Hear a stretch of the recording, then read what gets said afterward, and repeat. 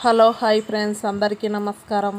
ఈరోజు నోరు చేదుగా ఉన్నా కానీ మనకు జగ్గు జలుబు చేసినప్పుడు కానీ ఈ విధంగా మిరియాల రసం అనేది పెట్టేసుకుంటే కనుక వేడి వేడి అన్నంలోకి చాలా కమ్మగా రుచిగా ఉంటుంది.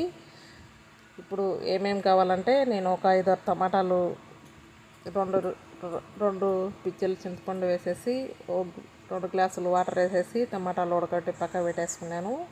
ఆ తర్వాత వచ్చేసి మనం వేయించి పెట్టిన జీలకర్ర, మెంతులు, మిరియాలు, కొంచెం ఉప్పు, కారం, మనకు సరిపడే కారం వేసుకోవాలి. దాంట్లోనే కొంచెం ధనియాల పౌడరు, కొన్ని ఎల్లిపాయలు వేసేసి మెత్తగా రసం పౌడర్ అనేది రెడీ చేసేసుకోవాలి.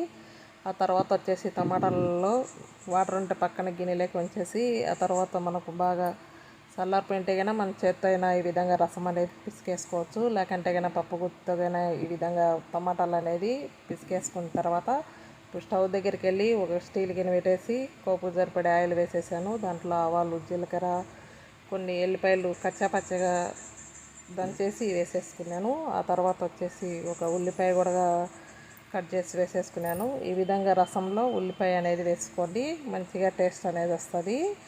ఆ తర్వాత వచ్చేసి 3-4 ఎండుమిర్చి కూడా ఇంచి వేసేసుకున్నాను పోపులో.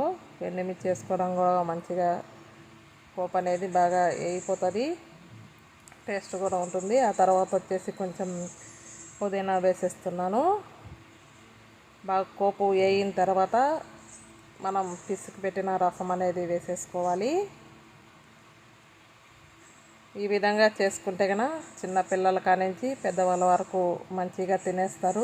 కొంచెం ఏమన్నా ఫ్రై చేసుకున్నా కానీ ఈ విధంగా మిరియాల రసం అనేది పెట్టేసుకుంటే కనుక మనకు 10-15 నిమిషాల్లోనే బాగా రెడీ అయిపోతుంది. ఆ తర్వాత పిసికి పెట్టిన రసం వేసేసి మంచిగా ఆ విధంగా కలిపేసి దాంట్లో మనకు సరిపోకుంటే కనుక కారం కానీ ఉప్పు కానీ చూసి వేసుకోండి. ఆ తర్వాత వచ్చేసి ఈ విధంగా బాగా పొంగుబట్టి ఉడికేటప్పుడు కలిపేసి ఈ విధంగా కలిపేసిన తర్వాత మనకు సన్నగా తరిగి పెట్టిన కొత్తిమీర వేసేస్తున్నాను లాస్ట్లో. ఈ విధంగా కొత్తిమీర అనేది వేసేసి స్టవ్ అనేది బంద్ చేసేసుకోండి. వేడి వేడి అన్నంలోకి కానీ చాలా కమ్మగా రుచిగా ఉంటుంది. ఇలాంటి వీడియోస్ 10-15 నిమిషాలలో అయ్యే కర్రీస్ కానీ, టిఫిన్స్ కానీ, రసం కానీ ఈ విధంగా పెడుతూ ఉంటాను.